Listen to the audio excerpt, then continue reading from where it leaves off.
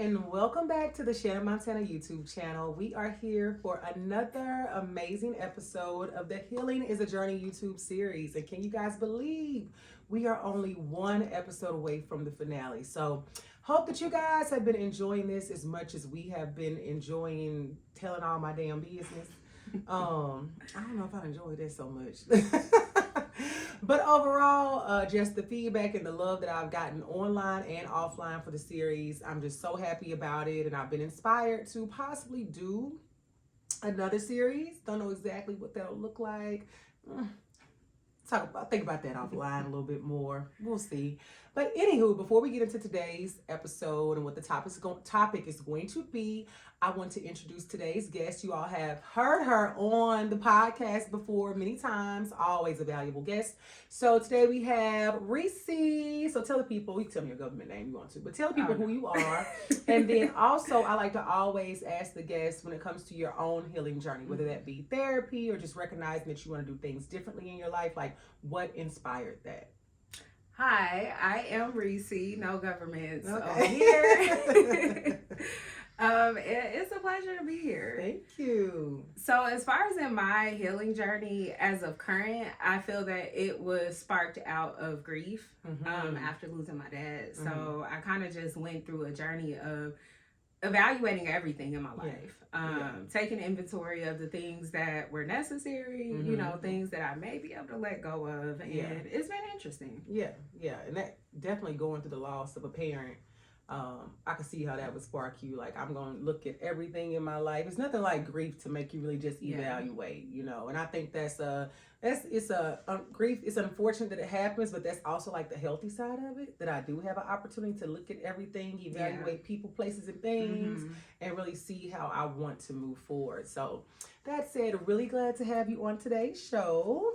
And ladies and gentlemen, I thought about this new segment I'm going to add before we get in, but I'm going to do it at like a little intermission. It's something somebody I always talk about. Wink, wink. We'll get to that a little bit later, but today's topic is detachment. And so we're going to talk about what healing has done for me when it comes to the space of, I wouldn't necessarily say being detached, but just the overall notion of detachment. Because you guys know, when you heard me say detachment, you immediately thought, you know, cutting people off, being done with people. We live in a society where social media have you thinking it's cute, you know, saying like, I don't fool with nobody, just cut people off. It is what it is, you know, all those things, which I think detachment, it can be those things where you are cutting people off. But there is a side to detachment that I think we need to talk more about. And it's a side of it when it comes to healing that I've experienced that has put me in this space of like, it's really scary. It's like a catch-22. Like, one side of it is really good, that I now recognize that I don't have to be like my happiness is not dependent on somebody else. But the other side of it is scary that I always talk about, is I think I done became too detached. Like in some ways, I don't know if I know how to like reattach, but that's why I'm on this healing journey. I'm going through it. I'm figuring it out. God ain't through with me yet. Let's be clear. So that said, I want to dive into, you know, the many layers of it. And as I just stated, I think people give detachment a bad rap. But today we are here to talk about it in a different perspective. So I want to ask you, when you hear the word detachment, Reese, what do you think? Like, what comes to mind first? Really, it's a matter of letting go of things outside of my control. Honestly. Because I also have detached to a point where I'm like, wait. Let me make sure, you know, I'm not detaching from everything and everybody. Right. But a lot of times we have emotions toward things that are outside of our control that then starts to create stress or toxicity or just things that depending on where you are in your journey and in life, you may not have the capacity to carry. You may. Did you say you had the capacity to care or to carry? I guess I care both. To carry or to care. Yeah. That's a real thing. And I love when we on these episodes, as we had these conversations and things come to me, because that's true. We may not have the capacity to carry certain things, and we may not have the capacity to care. I think that's a completely different space for me, because as I've talked about, You know, I used to live in this space of like fear. I was so afraid of like people leaving me. I was so afraid of like getting things wrong. I was so afraid of like what my partner or potential partner would think of me within a relationship. I feel like I wasn't so hung up on that externally, like with what the world thought, because I feel like I was doing a good job at making the world think or see that everything was fine. Sure. But when it came to the capacity in relationships, that weight was too much to bear. It was too much that I was carrying, to the point where the space I'm in right now, I don't have the capacity to care about anyone but Jesse Williams and Clay Thompson. I'm like, in all honesty, I really don't. And so it's like, I haven't, of course, I have not been out there trying to actively date or see anybody, but you know, anytime you step outside, it's always somebody trying to say something to you. And I just found that even in conversations like, this is just a wild, this ain't even happening, but I'm just gonna say this happened. If I was out at a bar and a man was like trying to have a conversation with me, like I don't have the capacity to even like respond to the, hey, how you doing? Yeah. It's just because it's like you can sense that you're really not coming with nothing. Yeah, nothing. You be like, what do you want? I'm over here looking like Angelica from the Rug Race. I'm snarled up right now. Leave me alone. You know. But in all seriousness, I think that for me, when I hear the word detached, immediately, I used to be one of those people just thought it was like, you know, cut people off. And I used to kind of struggle with like, you know, what is the balance of that? And so today we're going to get into that. But I want to ask, this is kind of like a fun question. What do you think when you see couples, and we see it all the time, I don't know, present day, because the world has changed so much with COVID and stuff. We not outside as much. But say, you know, growing up, college, you probably saw couples that are like together all the time. Like, that's scary to me. Like, what do you think about that? I mean, yeah, I get the scary part of it, but a part of me being detached is really not putting too much thought into what other people do. Ooh. But there are some concerns there, you know, because we are social people and we have to show up in multiple social capacities. You know, we work, we go to church, we, you know, have our leisure social time. And sometimes I feel like it could be difficult to step outside of that box if you're so used to being in it. You know, and I mean, who else do you talk to? Right, at all. That's what I wonder. And I like what you said about not really being concerned with other people, because I get that. Because I'm in a space, and I hate that I keep saying, I talked about this on another episode. That doesn't mean I need to go watch all the episodes. I'm just going to say what I'm going to say. If you ain't seen the episode, you ain't seen it, you ain't going to know I'm referencing nothing anyway. But it's times when in a conversation, you talk to people that say you are like, and whether you're married or not. So say you're in a relationship, you could be a mom, you are a sister, you're a daughter, you're an aunt, you're an entrepreneur, you're a corporate America, whatever the case may be. You wear a lot of hats.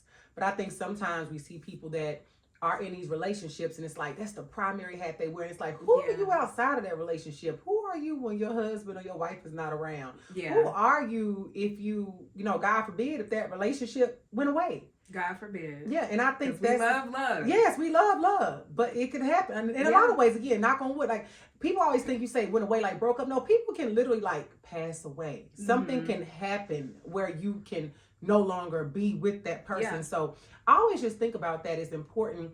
I know a lot of times, you know, if it's early in a relationship, you all in love, you want to spend every waking moment with the person. But I think as time goes on, when I think about detachment and like couples that are always together, never don't do anything separate. You hear, especially here with moms. I feel like people I know that are moms will say like, I had this child, or I got married, and like I lost myself. Yeah.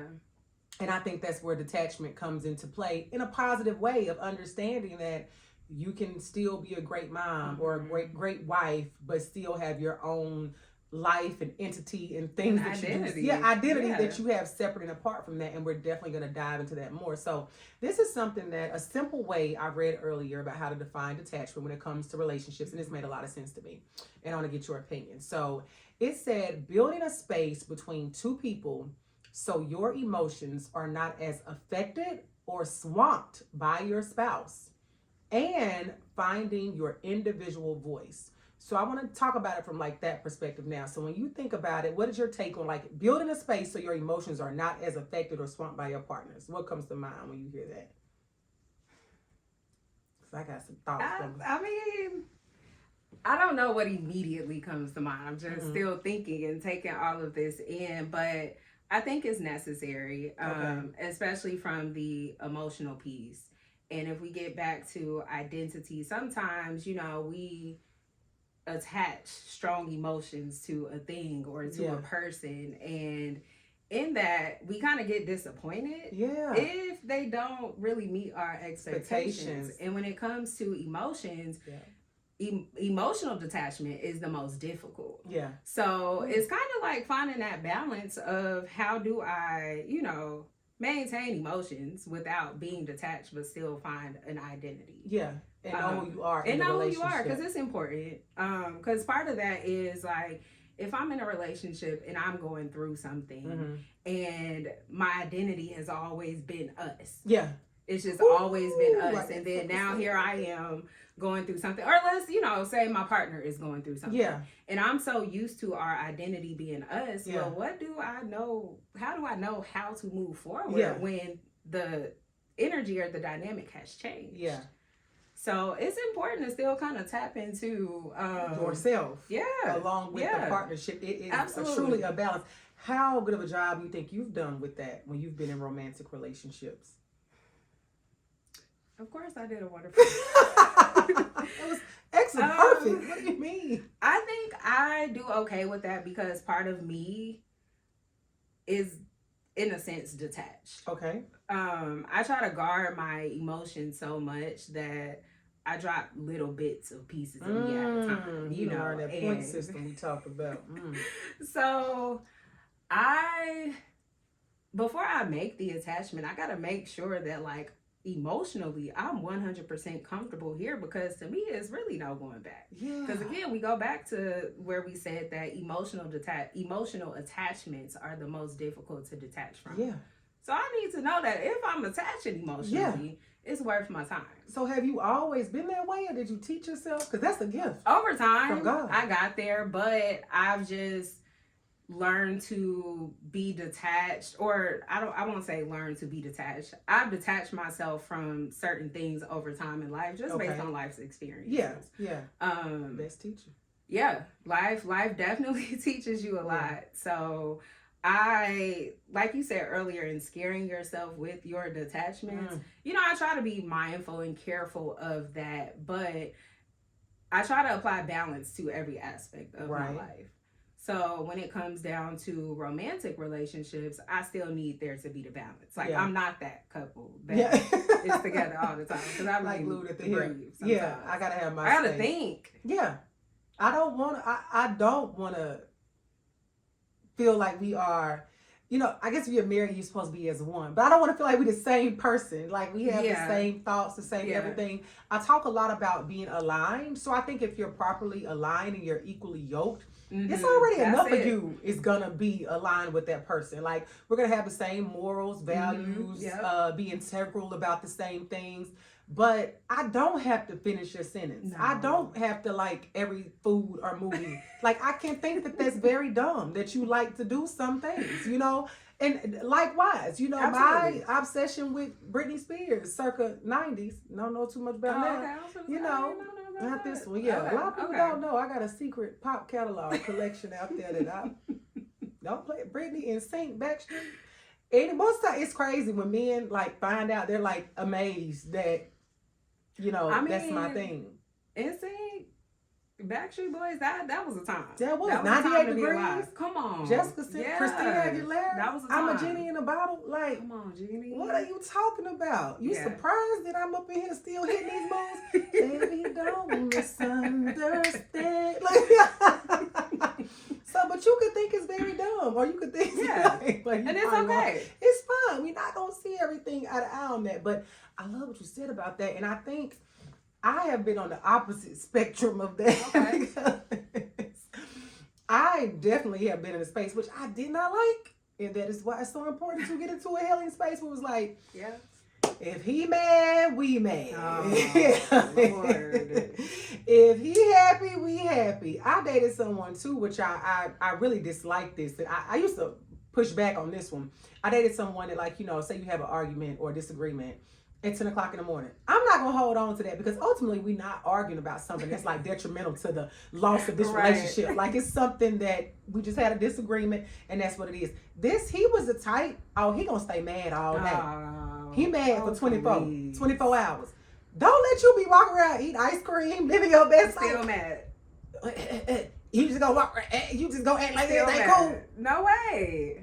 It is. This ice cream is delicious. Like, delicious. And like, it's hitting the spot. you're still thinking about that. But also, because it's crazy, that was like over 10 years ago I dealt with someone like that. And I'm sure in between I've had sprinkles of it. But bring it more closer to, I would say, in my 30s, experiencing that with people that feel like, I always say, everybody has their own bandwidth as to, when it comes to the BS, what they gonna deal with.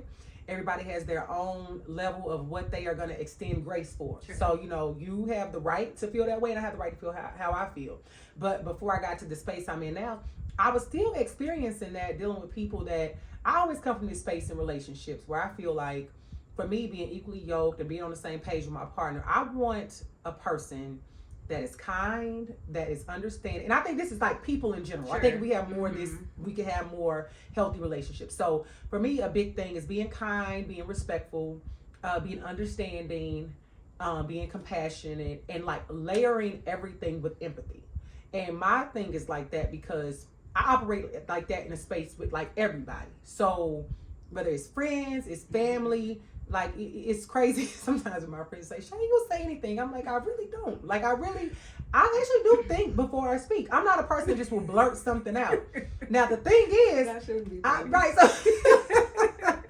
I will say sometimes the thing that no one in the room wants to say. I don't know if that's a gift and a curse. Yeah. That sometimes that I'm not fearful to say things to people. I was fearful, I feel like, in romantic relationships. But other times, in a tactful way. If it's something that needs to be said, of course I can't think of an example right now. But if it's something, or you think unfortunately, I've been on Twitter recently, and it's been all this hoopla about this certain reality show that I'm so glad I don't watch, but I'm about to unfollow everybody who's tweeting about it anyway. Because it's just, I don't need to be digesting that bullshit with these grown women on here acting like this. But literally, on this show, and I'll just say it is Real Housewives of Potomac. I'm like, what show is it? And so it's been a couple of things, you know how those shows go. And this one of the characters on the show, is their characters, she is accusations about her husband and him cheating or making women feel uncomfortable and stuff. And so on one of the scenes, she literally says, like, I'm not gonna, like, it has been individually addressed, but she was like, I'm not gonna go any further with this. Like, she goes around the room like, you got something to say, okay, you're good. So then everybody, so she's like, and I'm done with it. So everybody's like, oh, you shutting down. She's like, well, if I curse y'all the fuck out, I'm aggressive. But when I choose not to say anything, I'm defensive. Like, I cannot win. So it was funny because somebody put it up and, on this page, and I was like, this is why I probably cannot go on reality TV, because I am her. Like, and then it was, so it was two scenes. I'm gonna stop talking about this. So it was another scene where another character accused her husband of like flirting with her friend. So say we friends, and you come and tell me, well, your husband was flirting with my friend. And so she's telling another friend, and she's like, and she accused my husband of flirting with her ugly ass friend.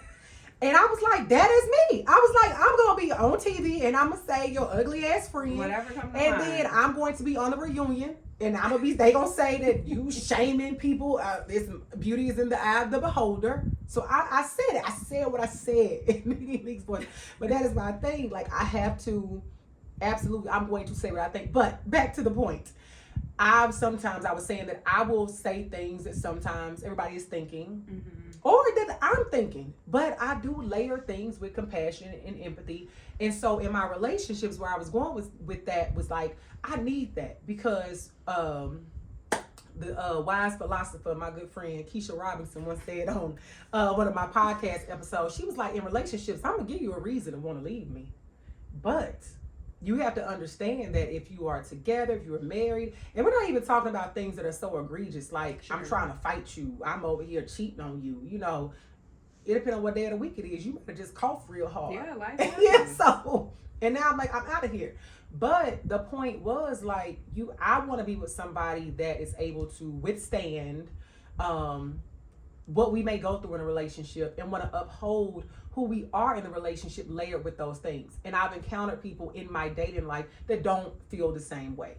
So that leads me to the point of, with that person that felt like, you mad at 10 a.m. at 10 p.m. you still mad. Like, yeah, you gotta let it go. I gotta be detached from somebody like that. Absolutely. And I think people need to have an awareness of that. Like, is your partner or potential partner, somebody you dated, like, are they playing like mind games like that? Because I think ultimately it comes down to that to some capacity. And I think more people are caught up in that, because when I do think about real life, what you see on social media, I think about my own experiences. I think about experiences that friends have told me. You have people that, we all have friends that will come to us and tell us about their dating woes. And a lot of times, I know I've been guilty of it.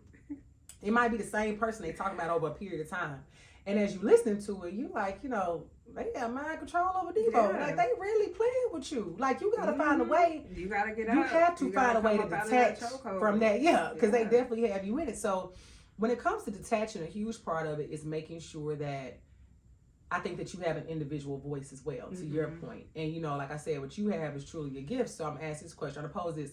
I really think when we have happier people in relationships, we will have healthier relationships. We'll probably have more people that were being single if people could really truly master this, because what I find in real life in circa 2022 is people that's out here fully married, fully grown in real life relationships, kids, no kids, whatever, lying to their partner about what they doing when they not with them. And I say that's a form of cheating. If it's some shit you can't do while I'm standing there. I agree. Being sneaky, of course.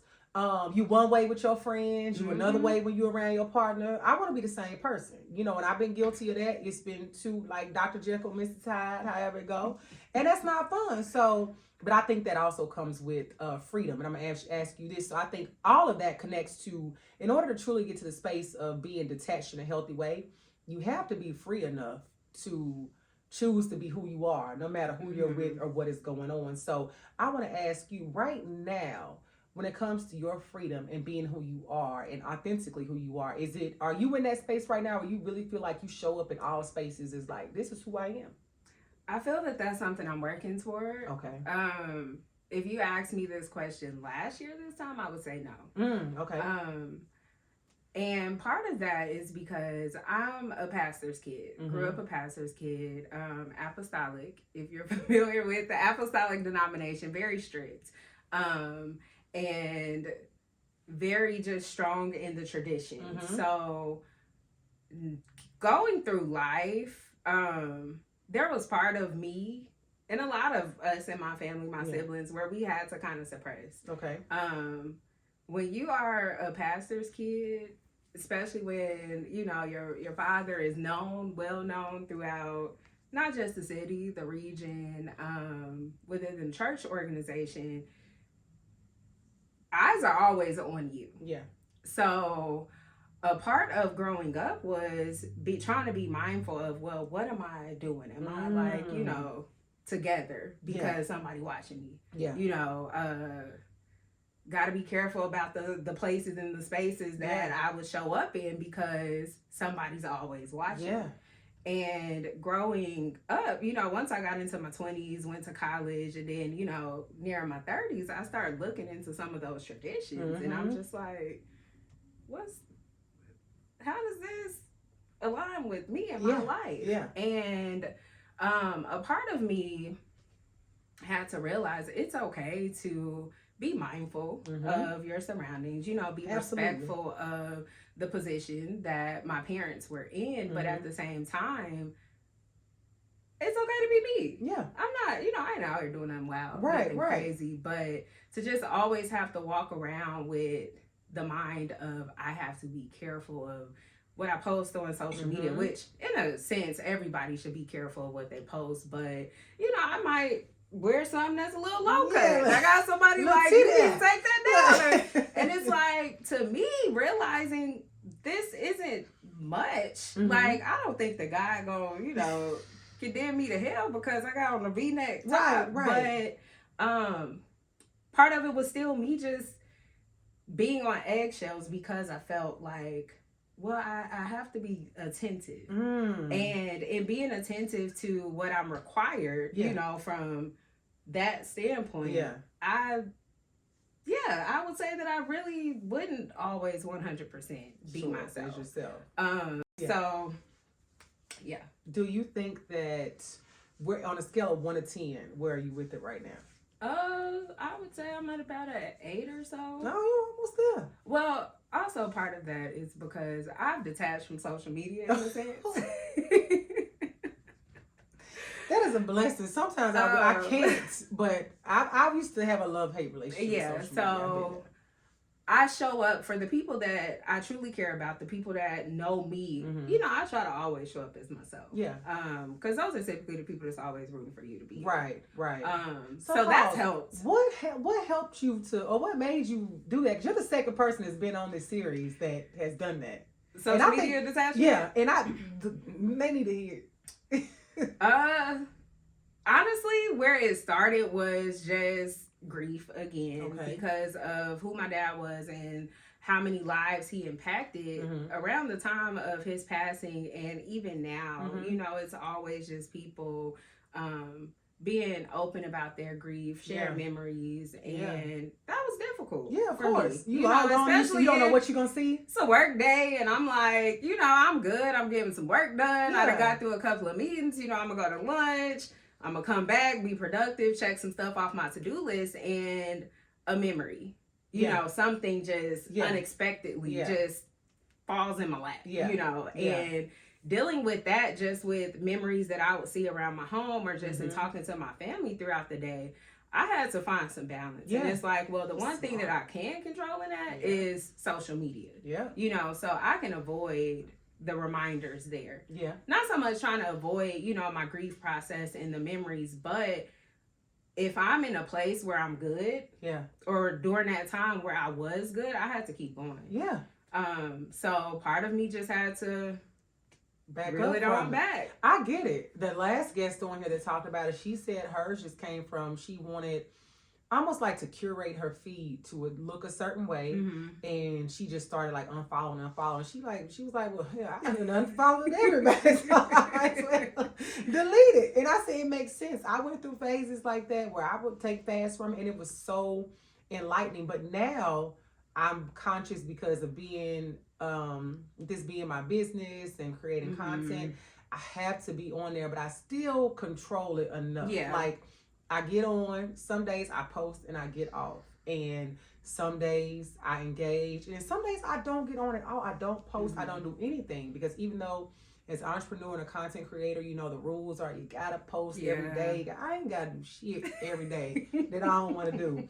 If I miss one day and I lose one listener, I'm all right with that. The Lord didn't want that listener to be like, that is not gonna make a break. And that's right, even with the authenticity of being who I am. That's another part of it. Understanding that in this life, we make our own rules, and I show up in spaces how I need to. So that's awesome that you were able to pick that up and understand that, you know, not that you were running away from anything, but recognizing like, I can kind of control what's happening to me and how I'm reacting to stuff by just removing myself from this situation. Because I will remove myself.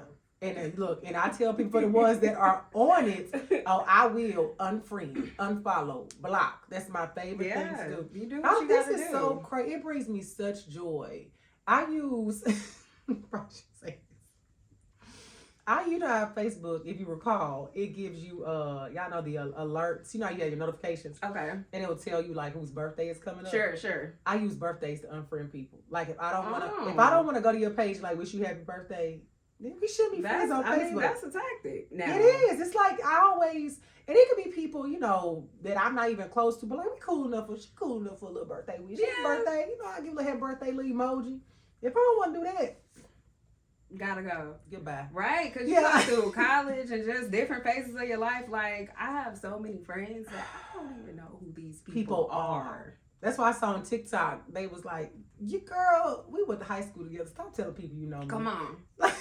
And then with Facebook, you know, that's where everybody is, family, parents, and that's where I'm especially like, I ain't gonna post too much. Yeah, no. You know, I you know really some very outspoken people in my life and in my family that's gonna get right on the post. On the comments. And now you on here cutting up and then trying to make me look crazy. And here I am, grown, full grown operating adult, and I'm just like, who has time? No. But I can't disrespect the elder. Right. You know? And I don't want to be into it with you on Facebook. So I done learned when they crossed the line. I had to delete the comment.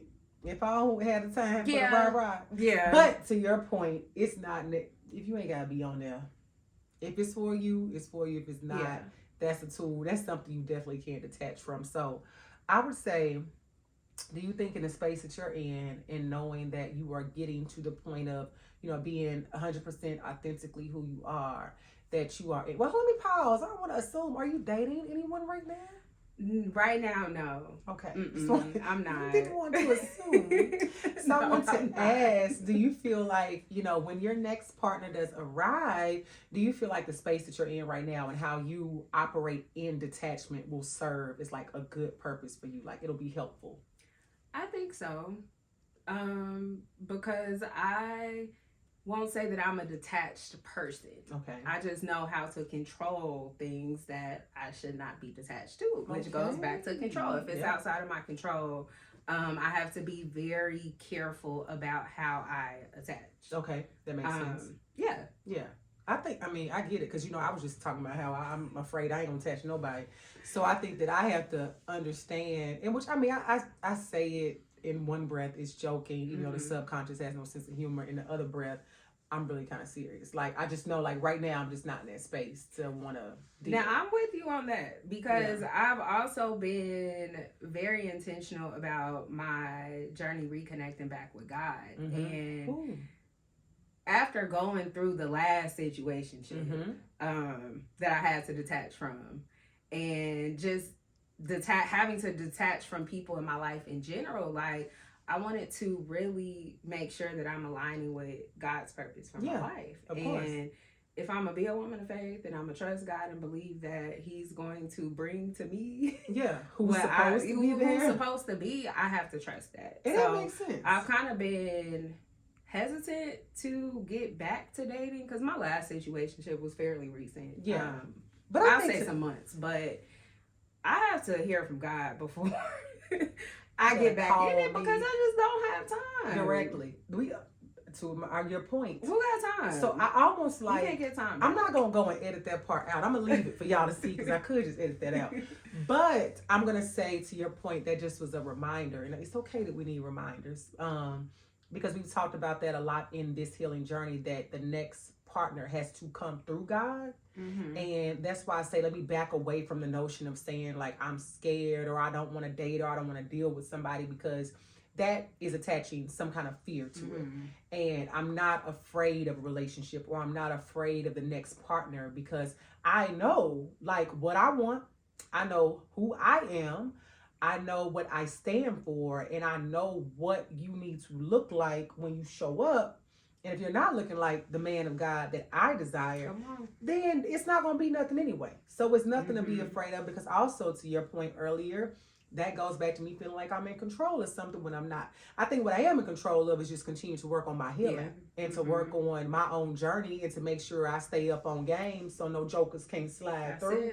Because they gonna try. Always. It's always. They are chameleons. And so I think that, you know, being ready when that time comes is all that I can do. And then just let it be what it is. Like, because in reality, it's not even something that I worry about or I think about. Like, I had child on Twitter, some fool slid in my DMs, talking to some mess about, he said something along the lines of, you want me to come over there and keep you warm? And I was like, who said I wasn't warm?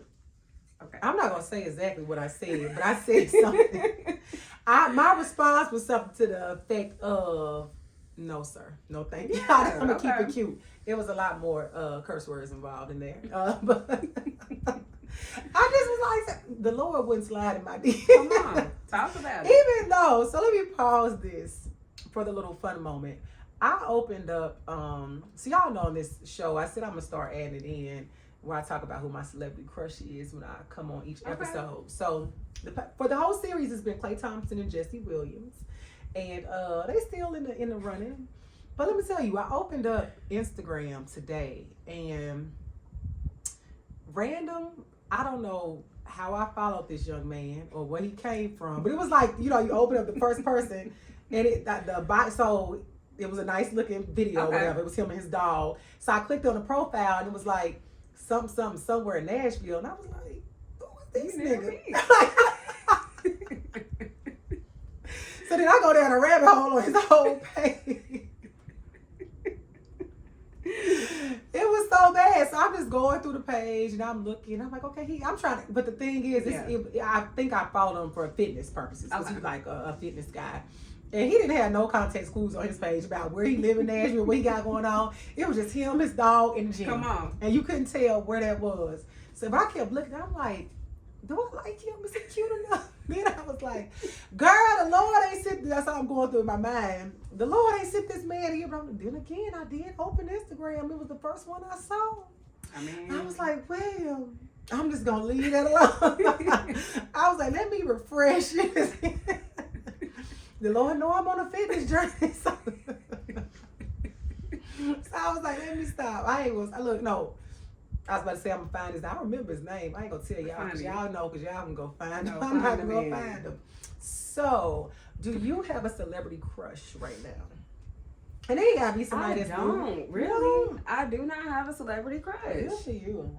Honestly, I don't. So I saw something. Because I be looking at the people like you regular. Yeah, they are. Most of them are. Other than my two boos.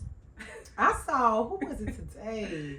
I saw something about Michael B. Jordan. It was a TikTok saying like he caught up in some scandal, but I couldn't find it. I couldn't find that. I went to Google. I went to Twitter. So may not be no. I don't know. I gotta coming up with stuff every day. I don't know. He was gonna be my crush this week. Was he your crush? I always He's had a crush nice on looking him. man, Yeah, he's kind of tall. He's always been like. I feel I don't know if it's good or bad. When it comes to these celebrity crushes, I always feel they are very normal people. Mm-hmm. You very well could meet them, and that's my thing too. I joke because you can meet these people, and then it's like they're really a loser. It's like, oh my god, just so lame. Yeah, kind of awkward. It's almost like you want to keep your idea of what they are without meeting them. So, and social media kind of ruined that. That might be part of why I don't have a celebrity crush. Because, it was one thing to just look in a magazine and I used to write in the fan clubs and stuff. But now see what you eating for breakfast. But see, so that's why I like the ones that don't post a whole lot. So, like, Jesse Williams does not post a lot. Klay, he rarely posts. He posts basketball, his dog. I'm going to have to look that person up. Klay Thompson? Yeah, I'm not familiar. Don't worry about it. You don't even know who he is. The wedding, you will be there. Oh, okay. Yeah. I just you'll meet him before. Want to see the face to see if it's somebody that I recognize. Okay, I'm gonna show her offline because we gonna get into it. You might. I ain't trying to steal your man. Okay. You might not. And then Michael B. Jordan, that him and Lori was like, that was the first woman I feel like he posted. Yeah, that was new for him. He said that was new for him. Yeah. So, we'll make sure we don't post that. And that's what sucks. Yeah. Like when you finally get to that place of being ready to post and then now everybody. So what do you think about that? Do you want to? No. No. Easy answer. Quick no. Easy answer. I have never. I think the last time I posted a guy was college. Ooh. Like maybe my junior year of college, and that wasn't. I didn't have no context clues. Didn't have no clues, but people knew. And I don't think I put like a caption on there, But people know. But people knew. The people that knew. Yeah. But I just no. I am a very private person, which some people like you sneaky, and it's like no. What's the difference? It's a huge difference between being like private. For the people that need to know, they gonna know. Yeah, absolutely. Need to know basis. They say. But the way you just said, I might go looking for Klay Thompson. Is it Thompson or Thomas? Thompson. Mm-hmm. People do that. Like they'll see you post your person, or they'll see you then post something. Then they go. Now they on the rabbit hole all up in your business for what? They got like how I went down that rabbit hole with Michael B. Jordan today. Look, and I was talking about it's weird. Yeah. But, I mean, celebrities set themselves up for that. Yeah. But it is true. Like you see it all the time. People talk about it on social media a lot. Somebody posts somebody, they go to their page, and whether they follow them or not, now they deep off in finding out what's going on with your man. And then the other side of it, I used to say this thing about anytime I would put a guy on my phone and I put an emoji next to his name, next day he acting up. Come on, that's what the posting does too. Yeah. Soon as you reveal to the world, this is me. Everybody, you know that was so and so. You know on. that I don't have the time. I don't got time for nobody to be in my inbox. None of that. I think that I can't say with my next relationship if I'll be proud. Like, I put it this way, I'm not actually opposed to posting. Mm-hmm. I think there is what do you call it? Just, discernment of when it should happen and what's supposed to, because I think that what you do in the dark is going to come to the light anyway. Absolutely. And, if you post somebody, I don't think that will take too much away. I actually think that probably my next relationship, because it's going to be Klay Thompson or Jesse Weaver or Michael Jordan. I mean, y'all going to see us anyway, so. Okay, I'll be there. So, but I'm not opposed to posting, but it's about the discernment, because how they would say, you put your trust in a nigga, stupid hoe, how you feel. And that's how I was when I posted them other men. Oh, I done posted some bozos on my page, baby. This, Instagram used to didn't have the archive, where you could just archive something versus deleting it. If I had to go back and look at all the fools that I posted, I was a posting fool. All right. So did you archive them or you deleted them? No, I deleted them. Okay. I did from everywhere. Instagram, my mind, in my mind. Niggas is gone. Never happened. Control, Alt, delete. Hey, out of here. I delete from everywhere. So, but I feel like the next relationship, I don't know. If we want to post, we'll post. Mm-hmm.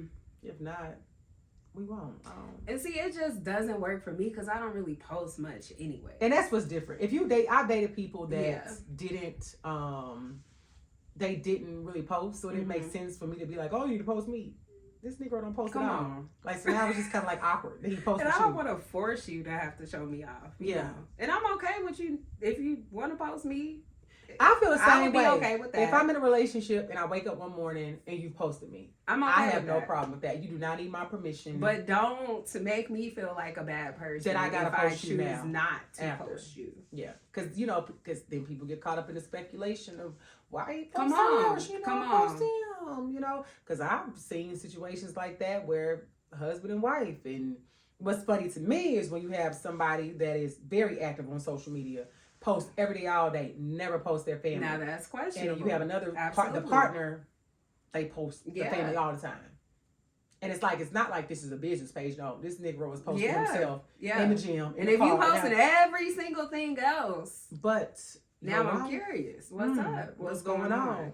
Yeah, you put your trust in it. I'm going to carry on from that. So, have you ever heard the saying, connected to everything, but attached to nothing? I have. Okay. So I had a friend once tell me that was bullshit. So they told me that that was like a cop-out. Like, how can you be connected to everything but in a relationship and attached to nothing? What do you think about that statement? I mean, it comes down to context. The context in which you apply it. Like, we're not literally saying you're connected to everything and attached to nothing. But you can have a connection with something. I could have a connection with this table because the table is holding a laptop. Right. Am I connected to it? Not really. I'm not connected to it. Yeah. It's serving a purpose, but I'm not connected to it. And it's like that with, relationships. To apply that is kind of, I don't know. Yeah. You gotta kind of go down a rabbit hole with that. But with things and people in general, I mean, you, for example, you are a content creator. Yeah. So in a sense, you're connected to everybody that indulges in your content. Right. But am I attached? Are you attached to each person individually? Not so much.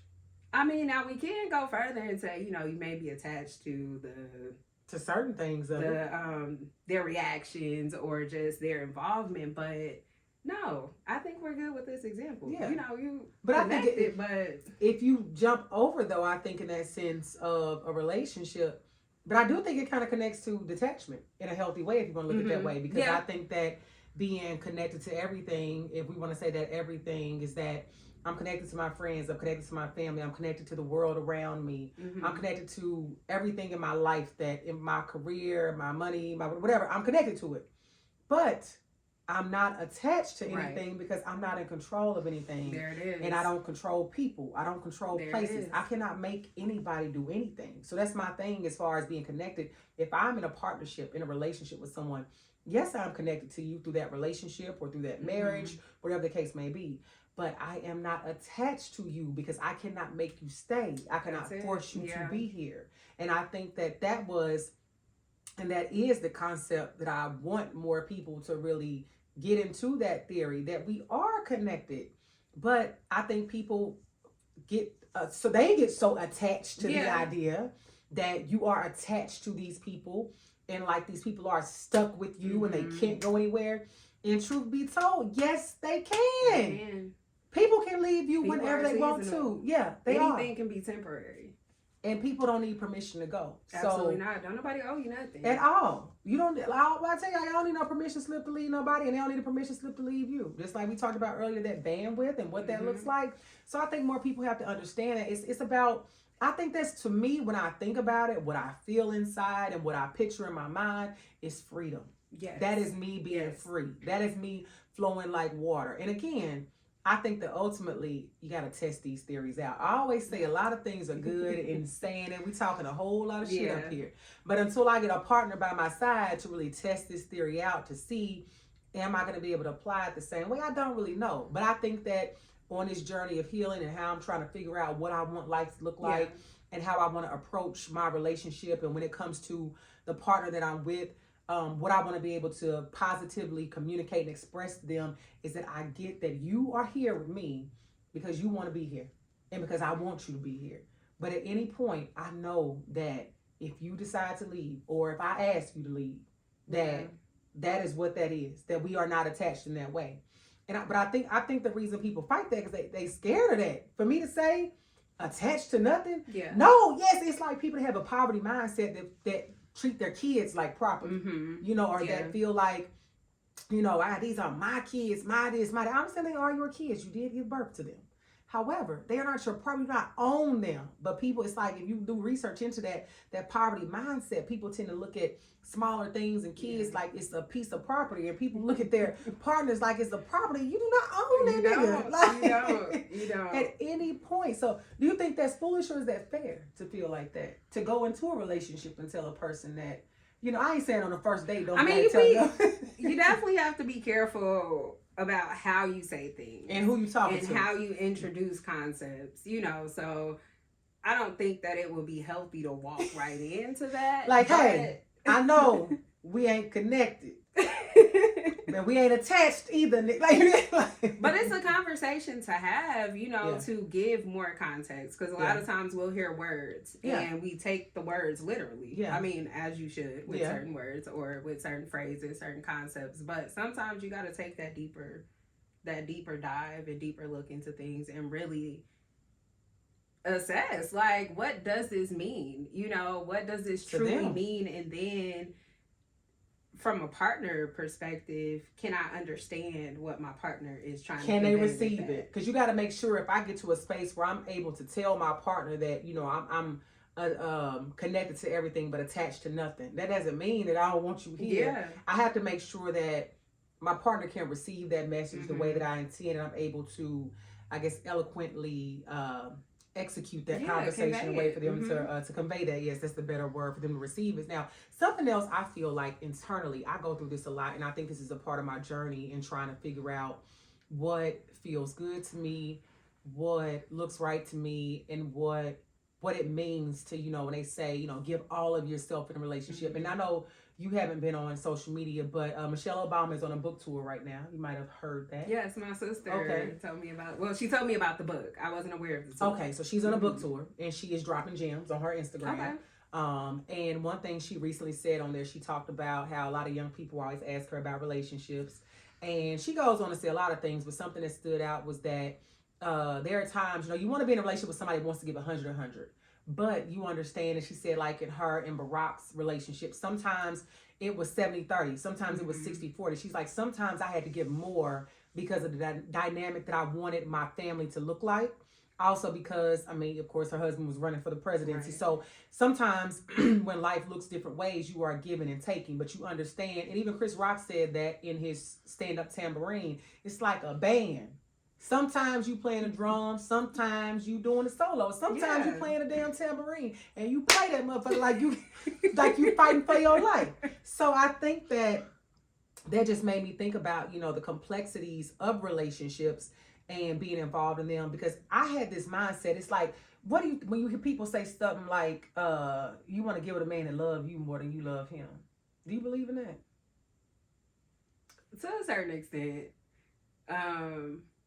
Because I think we as women are more emotional than men. Yeah, because we're nurturers. And the way that we receive love is different from the way that men receive love. Right. Sometimes. Let me not blanket it. that. But it can be different. So I won't say that applies to me. Yeah. Because my thing is, you gotta love God. You can't love me if you don't love God. I always say you better love him, because if you don't love God, you can stand up here and tell me anything on these vows. I know you ain't gonna be faithful to me if you done lied to God. But for people that say it, I understand it, especially when you look at society today, and there's just so much content out there about relationships, and you see men dogging women and women dogging men, and it just gets to a point where it's like, you know what? I ain't gonna worry about it. As long as he loves me more than I love him, because we're gonna give the love. As women, we feel like we're always going to give the love, especially give love where we are receiving love. So we kind of got to be validated. Yeah, absolutely, on both sides. And I think another perspective of that, to add to it, is sometimes, hell, it go both ways, like Michelle said. Sometimes he may love me more than I love him. Yeah. Sometimes I may love him more than he loves me. It's a balance. But I think the other side that I was going with that was, I had gotten to this space, and I think I'm working through it now, where I felt like I can give 90 to 95% of myself in a relationship. And I want to save the other 5 to 10% for me. Because I felt like I can't give you all of me. Yeah. Like, this is me. That is that. For me, that was the detachment piece. Like, this is my little piece over here. So if you decide to do some bullshit, I can tap into that 10%. No, I still got me, and you go on your merry way. And I'm like, I don't know how healthy that is. Like, I'm working through that, because I feel like in my next relationship, my next relationship is going to be my husband. Yeah, I feel like that's like on the horizon, which is different. Yeah, things that you apply to a boyfriend, girlfriend relationship completely change. Like, I really feel like in my next, like 2023, like, I don't even want to make like birthday plans. I just really feel like I'm gonna be like married or engaged, or I feel like life is gonna, in a good way, it's gonna look drastically different this time next year. And if we sitting up here with Jesse Wood, or what about Klay Thompson? Or Michael B. Jordan. We don't know. Okay. Got paper, rock, got a scissors. nice little lineup. Yeah. Well, I got to see the other guy. Yeah. Guy, So, but my thing is with that, I feel like is that fair? Or is that, I feel like more right now it's not fair. But I feel like maybe I'm working through that. Because I don't want to feel like I'm in a relationship with someone and I'm keeping parts of myself from them. But it's like, what makes you feel like you have to keep or protect that part? It's a defense mechanism. Now that we say it out loud. And is it just a general defense mechanism that you apply to, or that you have applied to every relationship? Or is it just based on the person? It's built on past relationships. Okay. Heartbreak, fear of heart being broken, the unknown. All things that I have to release because I'm not in control of them anyway. So it helps me. It's also what they say, my toxic trait. Yeah. My toxic trait is keeping a piece of myself and detaching in a way, like one side. I always talk about this. Like, once you do something, like, say, because this is a common term these days, say I feel like you have narcissistic traits, or say I feel like you're a gaslighter. Or you're emotionally unavailable. It's very easy for me at that point to put you in this little box and sit you over here and say that I'm detached from you forever. Yeah. Even if it may, I had a good friend who pointed that out to me recently. I was telling her about a situation, and I was pointing out to her, like, I just don't know if I could get feelings, if I'm going to have feelings for this person again, And she just was like, that is such a defense mechanism. And immediately I'm like, no, it's not, like, So she goes on to like really break it down to me. And by the end of the conversation, I got it. I was like, that is. I was like, I'm absolutely, protecting myself, but it has to be a limit. Like, at what point does it turn from protecting yourself to you just got this toxic ass wall? Yeah. Up, And then, I guess it's a matter of how you carry it. Or whether or not you lead with it, because a lot of times. Oh, I was leading with it. Oh, you were leading with it. Because I can say that it was like is a defense mechanism of mine. Yeah. Once, let's get back to the buzz phrase, narcissistic tendencies. Once you show me something like that, or you just show that you really aren't being who you told me that you were, or you're not showing me who you told me that you were, I naturally build up that defense. And you get me to that point, I'm kind of checked out. Yeah. So now it's just a matter of, well, how do we completely get out? Because I'm checked out.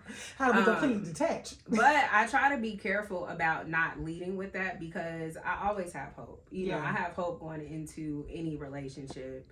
Well, I can say for any relationship that I've been in. I go in with an open mind. Right. Until something happens. So you give me a reason not to say it's good till it wasn't. And for me, it's hard to come back from that. Yeah. And that's fair. I think, if I've given you the opportunity and you've done things probably repeatedly for me to get to that position, it wasn't like a one and done. Or if it's a character trait of you and I just don't align with that. And that's fine. I made the Lord bless and keep you. Stay away from I wish you the best always. Yeah, y'all know always. But I gotta detach.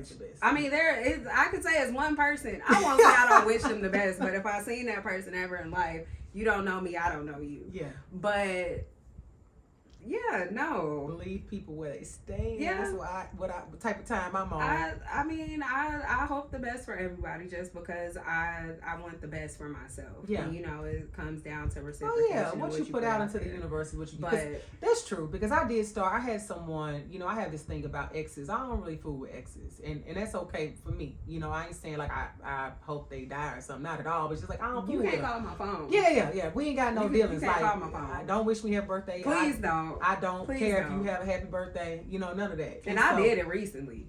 A happy birthday, just because it popped up on my iPhone. Look at you. Like in my iPhone calendar, and I'm like, why are you here? Sometimes you try to delete it, it will not. The phone is. I didn't add it to my calendar. And probably at one point, Facebook used to do that. They used to like put all the birthdays in the phone. Facebook needs to get out of my business. Yes, and then even if you deactivate it, sometimes they would still stay, because I saw that. Like they put the holidays.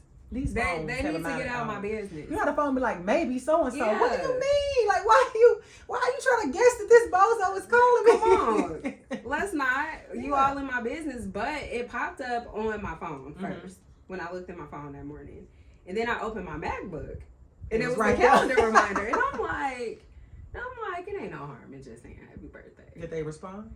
They did, but it was like a bay in there, and I'm just like. We're not there.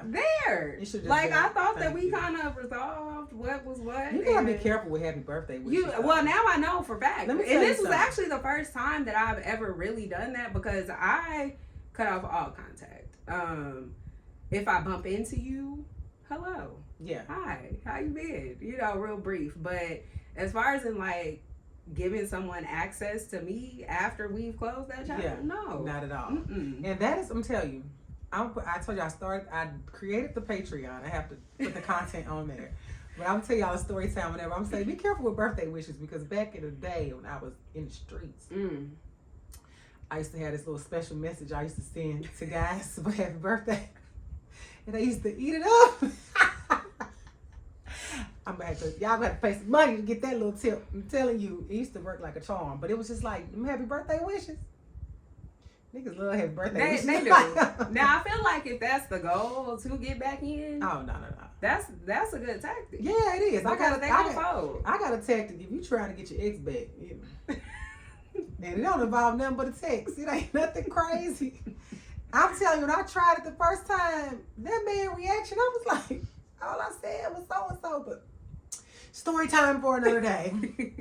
So I want to say this. So I feel like but closing out that point, I want to just say that I know that whole saving a piece of myself and trying to detach parts of myself, I feel like as I kind of talked it through right now and realize it, and sometimes that's what healing is about. Like you may feel a certain way, but then you got to talk it through, or you're talking to other people and you have like this self-realization, but being able to hold yourself accountable enough to recognize like, like I don't really like that. Like I don't want to be in that space of like I'm holding pieces of myself back. Because guess what? I don't want him to hold pieces of himself back. That's it. I don't want you to be over there like, yeah, Shane, I kept 10% for me. So I'm like, what that mean? Yo, you gave it to another bitch? Like, I'm trying to figure out where that 10% is. So I'm like, yeah, I have to listen to what Mrs. Obama was saying about just understanding that you want to show up in the space fully, but also just understanding that you sometimes are running the race at different paces for different reasons, life events, life happens, people go through things. And that's another thing I found was like when I was dealing with this certain person that I felt like when things were not going. And again, I always say everybody got their own bandwidth, but it was things that were happening in a relationship. I feel like if I was aligned with who I was supposed to be at the time, that it was not things, in my opinion, that were detrimental enough to end a relationship or to be on the brink of it ending. And I really want to be with somebody that we're kind of on the same page about what our deal breakers are. But it was like when those things would happen, I would just be in this space like, that ain't no shit for us to even be talking about breaking up over. Like, this really, I'm like, I could name 10 bitches right now that's doing some wild shit, and they niggas happy as hell. And I left the top off the toothpaste, nigga, you trying to break over me? Like, so I'm just like, how do I wind up in these situations? So it's like, no, I have to just make sure I do a better job and a more thorough job. And that comes down to, that's way back in episode 1 of the series. I always say, and I'll say it again, imagine you have a coloring book and you have an outline of like a gingerbread man. You want to make sure that when you sit your gingerbread man and your gingerbread woman on top of one another, that they are very closely aligned. It's not going to be exactly alike, but it should be so closely aligned that it's a clear understanding that we are on the same page, where it's like no longer can, your bandwidth for anything is at like a 10 and I'm at a 2. Yeah. That's how you wind up in these explosive, crazy relationships where ultimately you are, you in a relationship, but you actually are detached and you don't even recognize it because you are operating. And that's another way of detachment y'all have to pay attention to. You can be in a relationship with somebody and y'all are doing 2 different things. That goes back to what I was saying earlier about people that's in these relationships or marriages, and you one way when you with your wife, y'all saw the Mike Epps comedy special, you see the nigga, you see him at a concert, hey brother, how you doing, have a blessed day. You see him by himself at the store, where the bitch is at? Yes. They trying to figure out where the bitch is at. So that's so embarrassing when I be seeing people's husbands act like they're like, come on, where your wife at? Come on, you showing out. Yeah. You are showing out. This is what we not gonna do. So I'm gonna say, if there are like key factors, that come along with being in a healthy detached space, I want to talk about and I'll get your thoughts on these.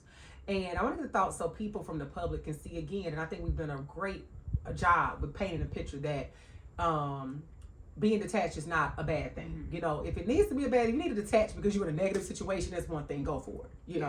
But in other ways, if you are going and you're working to be in relationship with people, but you got to save something for yourself in the capacity that we've talked about, not that 95% bullshit I was on, but in the right capacity, then this is the direction you want to go in. So we talked about letting your partner be mad at you without giving in or fearing that they will leave. Have you ever struggled with that? Because I used to be, so scared every time I do something, they're going to leave. I'm just going to concede every single time.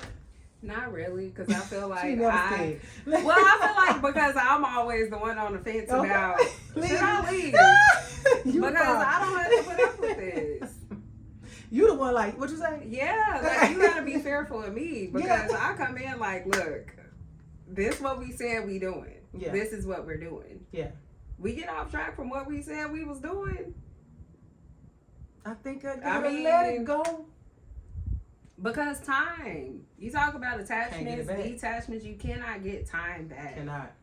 And you think about like, you got to take inventory of all things that you're attached to, but especially in a relationship, like, I can't get time back. Not at all.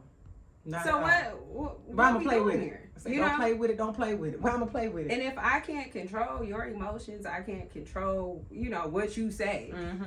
try to believe what you say is what it's gonna be. But if I can't control or believe that, that's something I need to eventually detach from. Yeah. I have no problem with detachment. That's true. And I'm learning, y'all, the gift of goodbye. I thought I had it. I'm really learning it. So, because, I mean, wish you the best. Yeah. But we have to carry on. Because you think about, like, the negative impact that man has on you. You know, a lot of times we stay attached to stuff because of obligation, or we've been in this relationship for so long. I don't want to start over. But then, you know, we hear people say, oh, I'm so glad I don't look like what I'm going through. Nah, sometimes you may look like what you're going through and you don't realize it because your attachment is to the potential. The drama. But why are you going through that? But then also drama, because there are people that are attached to drama and toxicity and chaos. Yeah. But I don't live a chaotic life. So I got to let it go. You cannot let my relationship look like that. Like, I know literally, I tweeted one time, like, it's a wonderful Friday. Please do not be out there crying over no Negro on this Friday, ruining your day. I'm like, 'cause I know some of y'all doing it. He's somewhat having a great day. So it's like, yes, you cannot operate in those. It's just not healthy. That's the ultimate detachment that we all need to be at, you know, and not letting your partner control you in that capacity. So the other thing is allowing your partner to have their own moods without making it about you, like creating space. Like, go away from me with this. That's necessary. Yeah, absolutely. Because I need my space. I know as women, at least once a month, I know we need our space. And I think that is, even when I've been in healthy or semi-healthy relationships, like, you gotta have the space. And you gotta have, like, I used to be this person prior to being healed or healing, that we mad or we into it or something that's happened, we gotta talk about it now. We gotta resolve it now. We gotta you ain't we can't go to bed mad. Yes we can. Guess what? Yeah. But ultimately, I'm not going to bed mad. You know, it's just like processing. Yeah, I used to loathe that word when somebody said, like, I gotta process something. Now, I'm the processor. I'm a processor. I am the processor. So now something has happened to me. You have done something. I need 7 to 10 business days. I need time. But I used to be, this has happened. And especially if I felt like whatever it was my fault. Oh, because I was such a fixer. We got to fix it right now. Like, I can make it right. I can do something. Let me get it. And it's like, no. Like, even if it is my fault, whatever the case may be, 98% of the time, it was not anything that should have been detrimental, in my opinion. If I was equally yoked, I wouldn't have been dealing with that. But it was not anything that was like life or death. But it's like, I have to recognize I cannot fix everything right here in this moment. And I'm finally okay with that. And I think that is a healthy part of detachment for people to understand. Yeah. You and your partner are going to have disagreements. You are going to have confrontations. Things are going to happen that you do not like.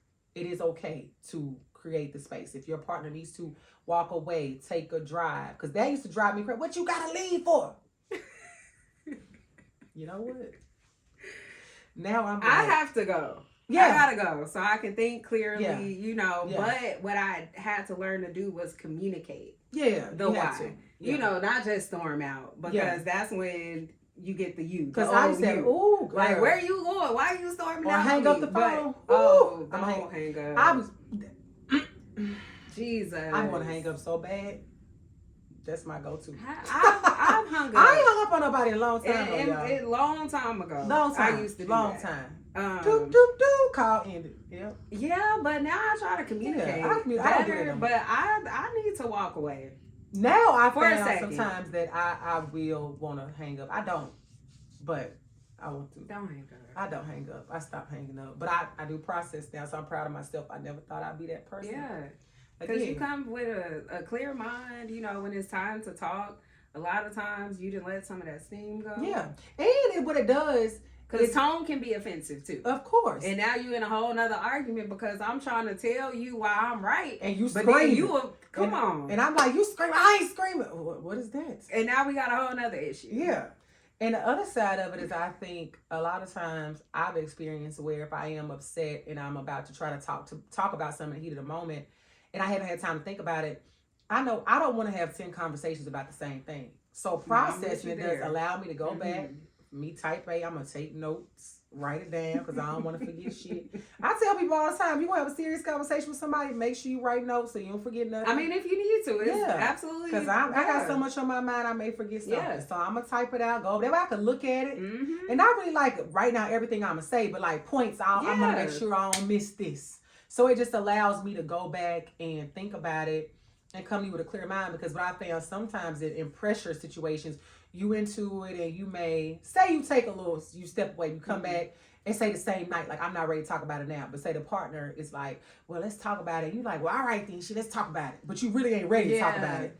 Now we talking about it and I'm not even talking to you with a clear head to the point where you may be able to like sway my thoughts or opinions because I really haven't thought it through. And then you think about something you should have said. Then I'm in the shower. But now you can't come back. Damn, I should have said you can't come back. So, because don't come back to me with what you should have said. No, you missed your window. Once we done wrapped it up, it's over. Closed it, sealed it, mailed it off. Yeah, that's it. It's gone. So we have to make sure you create that space.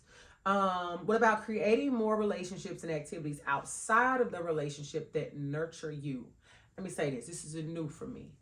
And I don't think I've said it before. I don't know. It doesn't matter. I need to date someone that has a life outside of work. And what I mean by that is you have to, like if you're a brain surgeon or you have some heavy lifting job, I get it. That you go to work, you come home, that is it. You do enough that you don't need nothing extra. But if you work, I would say like myself in just corporate America, I need you to have something that you do outside of damn work. Yeah. Like you just can't be bored to me. What do you think about that? Like the nurturing of hobbies outside of relationships. I think everybody should have a hobby. What if you meet somebody and they like, I don't know, go to because work. Who are you? And I just go to work. I go home. I mean, I understand that in a sense, but hobbies create balance, you know. Work is going to be work. You got all of these, what's retirement age? You got all of these years that you can be working.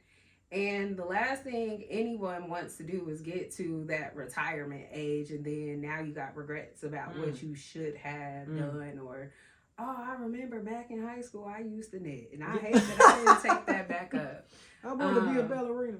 Because that's something else that can contribute to your happiness. Yes. And it's important to be happy, in a happy space for your partner. Happy. Because if you have a rough day at work and work is all you got. Yeah, then what?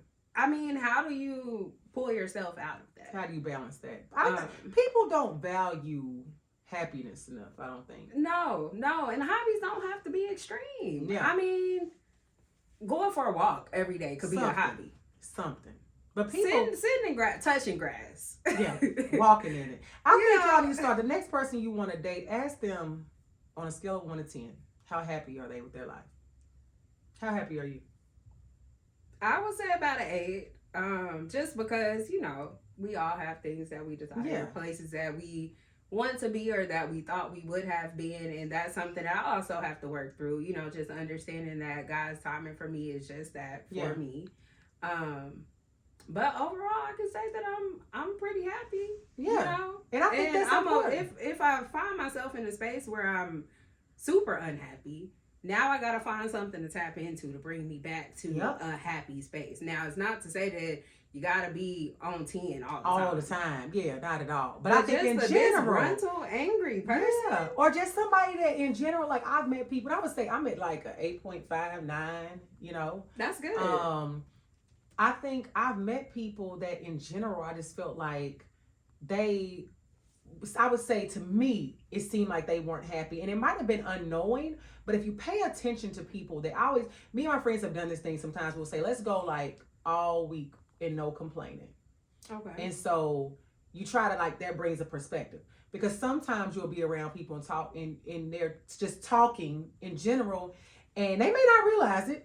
But it's like, damn, nigga, you always complaining. Like, literally, I have been around men that they've talked about things in a space where it's kind of like they're just venting or just expressing their thoughts and not even realizing that in reality, what you're doing right now, you just complained about 5 different things. And so it's like every aspect of life. Like you just complain about something at work, you just complain about, the housing market, you complain about oh, groceries high. You just complain about Deion Sanders leaving Come on. JSU. You just Come complain about on. it. And then they get upset. This is just me communicating with somebody, was asking me some stuff about something going on in the world. And I was like, I do not care about none of that. I don't care about none of that shit. Like, I was like, I live in such this like indestructible Yeah. bubble of my life. Like Yeah. right now, my focus is, finishing the year strong, looking forward to spending time with my family, making sure, I'm taking care of my business stuff, trying to keep my waistline together, trying to think about, do I want a middle part or a side part when I get my hair done. Like, you asking me, oh, what you think about Kanye West? I don't give about Kanye West. Girl, you ain't missing nothing. Kanye is Kanye. And whatever Kanye was doing when you left social media, it's the same thing. It's probably about 5-10 times worse. But I said, that man got so many more billions of dollars than me. Why am I worried about him? And what do I get out of being worried? What do I get out of this? I'm gonna worry about why. Because I'm not finna debate with nobody. I'll be more worried about what color am I gonna get, white or red polish when I get my toes done tomorrow. Like, I just literally, and the stuff that you can control. Yeah, and it's no shade to like, being concerned or standing up on current events. It's cool to have a conversation about current events, but you literally will talk to some people and they really like upset. Like, I'm really concerned about. Yeah. I'm concerned about you. Don't get niggas to arguing about their favorite rappers and the best rapper alive. None of that. Like, I'm not doing it, but that's just like that post check. Really ask people, are they happy? And that's something I would say. I challenge people, family and friends. Like, just ask them. I have a cousin that calls me from time to time. I need to call him back. And I just thought about that.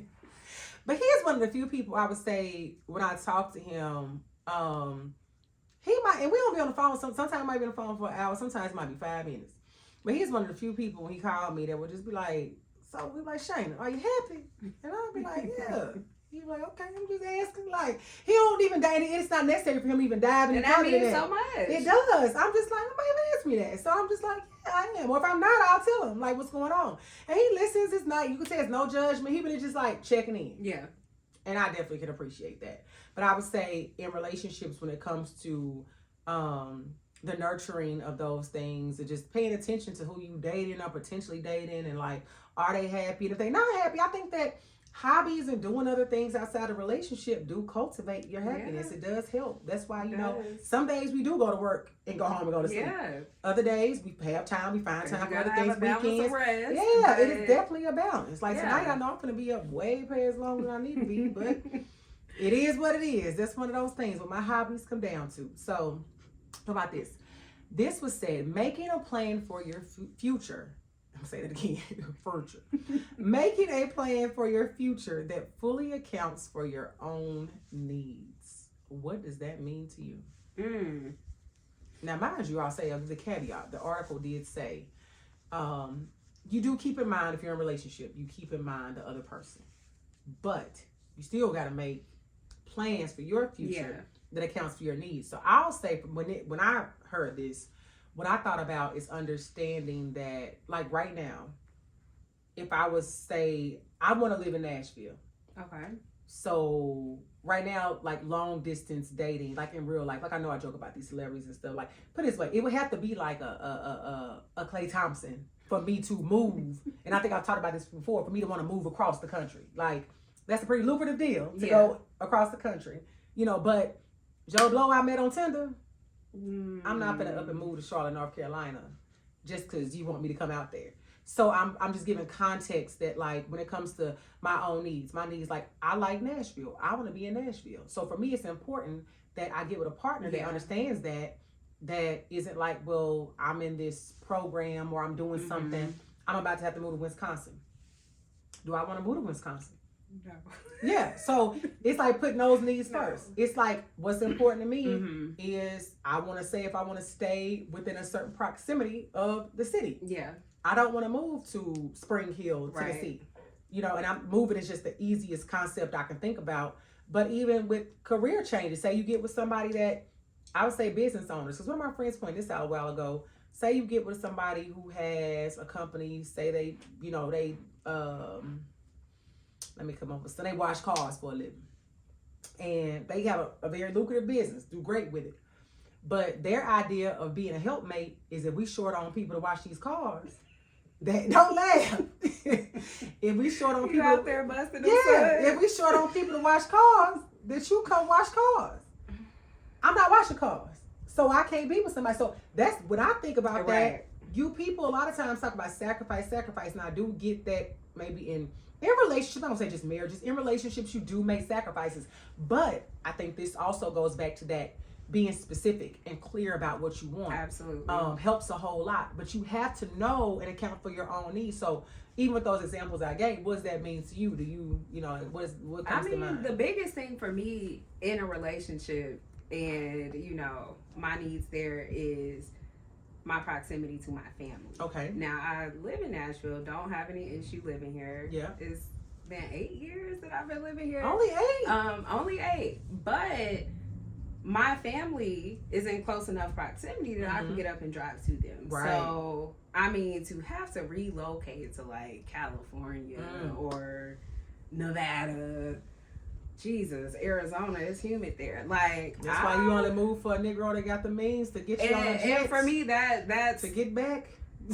Those are things that I would only consider, like, making those sacrifices for my husband. Yeah. I'm sorry, I don't care if we've been dating for 2 years. I'm not about to move to California. What is one thing?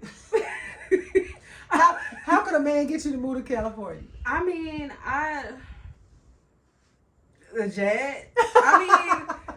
Me saying being in close proximity to my family. So, of course, I mentioned my father passing. Right. My mom lives in Birmingham. Mm-hmm. So, any emergencies for her, when she's had surgeries or anything like that, it's nothing for me to get up and drive them 3 hours to Birmingham. And then because my job is pretty flexible, I can work from there. Right. That's important to me for right now. Right. So, that's non-negotiable to me. Like, 5-6 hours, no problem. Yeah. I'm not moving to California. But that's what people have to think about. I think when it comes to that, really stands out. Planning for your future that fully accounts for your own needs. That is not saying you completely detach and don't care about what your partner wants, but it is about having that healthy balance of absolutely and this is why it's important, again, equally yoked, but having those conversations about what does life look like for this person, I would say, in the next even 5 years. And it's not about also that whole, what's your 5-year plan? No. People have an idea of the trajectory of what they want their life to look like for the most part. Like, we know, like, for me, I know if nothing else drastically changes, I want to be in Nashville. I want to, be married. I want to be in my forever home. There are certain things that I know. So you want to get with somebody. You don't want to get with somebody that's like, well, I'm cool with staying in this 1-bedroom apartment. I'm cool with. I'm good with what we got. What I got. It's like, no, okay, so that's cool. You want what you want and gonna do what you're gonna do, but my needs have to stay in the forefront as well. And again, if you are aligned, I think a lot of times it's kind of easy. And that's really what it goes back to, because a lot of it is the way that we date. Yeah. Sometimes we get attached to the potential. We glamorize. Fully potential. We glamorize, what we see. We glamorize, what could be. What is it? The honeymoon phase? Oh, yeah. What is it, like the first 3 months? The honeymoon phase, I would say the first 3 to 6 months at this point. I know in my recent experience, I feel like the honeymoon phase was like the first 3 to 6 months where like you can't do nothing wrong, that shit don't stink. And then it was like after the 6 months, yeah, you wake up from the days like, oh. Yeah, and while you're in that days, you are missing vital time of making sure that you align. And I don't care how many brunches, dinners, parties, trips you can take me on. Do we align? Because eventually it's gonna come to a head and it's gonna explode. If it's not meant, then it's not meant. And that's why it's important for you to have, during that time of figuring it out, you got to have a lot of conversations. You got to get really clear. I tell people, and I'm definitely going to be talking about this on social media more, I want people to really get back in the habit of putting pen to paper and making it plain and writing out that plan. Because again, I'm not here, I don't really I'm not a fan of when somebody first meets me and the first thing they say is like, what do you do? Because I always say that's how they determine how they want to treat you. So I always make something up. Somebody asks me that. Yeah, they determine your value. If you say you're a doctor, they want to treat me like this. If I say I cut grass, you want to put me down here. Yeah. So I always say I'm a stripper that cut grass. It's like a good balance. Don't worry about what I do. You'll get there if you need. You'll find out what I do in due time. If you're supposed to. But I think that through real conversation, finding out, what all the things we've talked about, what does that spirituality look like? What is your mental health? What is your physical, emotional, financial? What is your plans like? Do you want to be married? I think on one episode I talked about the guy that said he wanted to be married, but he said he didn't really have a vision for his life. How you? I mean, isn't that a part of the vision? Right. So stop lying, stop dating, get out these ladies' faces. Yeah. Is what I was trying to tell him. So that's Did you tell him that? I definitely told him that. He wasn't trying to hear it, child. He probably hung up on me. But yeah, I think that if you are doing the work and understanding what life should look like, and trying your best to know that you can be attached to a person or to a partner, but that level of detachment is what will keep you safe. But again, don't take that with a negative connotation. Yeah. I think it kind of is like that checks and balances in the back. That's it. I'm 100% in this relationship, but I still got my own goals. Like we got our couple goals, and then I still have my own goals and needs over here. We still have our relationship activities. I still got my own over here. We still have our desires and feelings and how we, fight fair and fight for this relationship. But I also have my own coping mechanisms over here. Like we have a couple therapists, but I have my own therapist. So detachment is not this negative thing unless it needs to be when it is time to detach, because leaving is not losing. And sometimes it is just that. It is plainly detaching. But I think the other side of it is just knowing that it's twofold. You have this relationship, and then we are whole human beings. So you have to understand that it's like this divide right here. This is a whole, but we are still two different people. Yeah. And I think if we're able to stay in sync enough and stay connected enough and aligned enough, that when it comes time to be detached and do our own things, there's no problem. There's no love. We see and we value that our partner does these things in love. Like, I love that you do that. I love that you do that, because we communicate and we're on the same page. That makes sense. Because I can't date nobody jealous. No, not at all. No. Because that's when it's difficult to detach and have your other things, because now you got to deal with what was you had that on in the gym? What niggas was in there? Yeah, what you trying to catch? Yeah. Nobody. They say that Jay Shetty. Do you ever listen to him? Not sure. He has. I got familiar with him actually through the Red Table Talk. Okay. So he has, I know, a podcast and some other things. I know he talks a lot about relationships. He's a relationship guy. And he stated that detachment ultimately, we said this earlier, ultimately means that you own nothing and nothing owns you. And that is the space that we should all operate from. Nobody owns you. We are the Lord's. That is it. That's it. So if you had just one takeaway to give the people from this episode, what message would you leave the viewers with? Really just be careful about, let's not say careful, be intentional about what you emotionally attached to. Because it's necessary, but at the same time, emotional detachments are the most difficult to detach from. But also understand that detaching from certain things, certain people, certain spaces, environments, sometimes is necessary, and it doesn't have to be permanent. Yeah. And so emotions make you cry sometimes. But no, I think that's very true, because I think emotions is the name of the game. That's I think what was the driver behind, if not all, majority of the conversations I've had in this series. So y'all heard what the young lady said. Y'all give her a round of applause. We gonna Thank you so much for coming on this episode. And I will be right back with the after show. Peace.